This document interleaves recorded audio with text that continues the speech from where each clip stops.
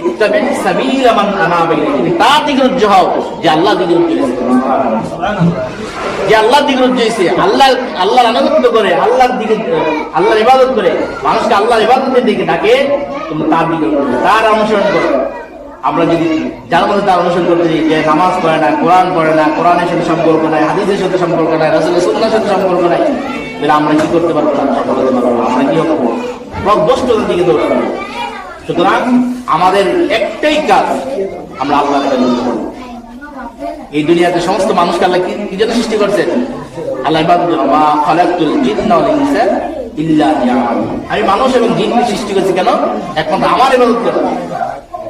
এই রাসূল সাল্লাল্লাহু আলাইহি ওয়াসাল্লাম থেকে শুরু করে আগে যত নবী রাসূল আসছেন, সবাই মানুষকে কি করেছেন? আল্লাহর দিকে ডাকছেন। মানে ইবাদুল্লাহ ওয়াজতানিবুত, আল্লাহর আনুগত্য করো, তাগুতকে ছেড়ে দাও। এটা সমস্ত কি নবী রাসূলের একটাই কাজ ছিল, কি করো? আল্লাহর আনুগত্য করো, আর অন্য যত তাগুত আছে যারা আল্লাহ দিন থেকে ইসলাম থেকে ফিরে রাখে, ওইগুলো ছেড়ে দাও। ওইগুলো কি করো?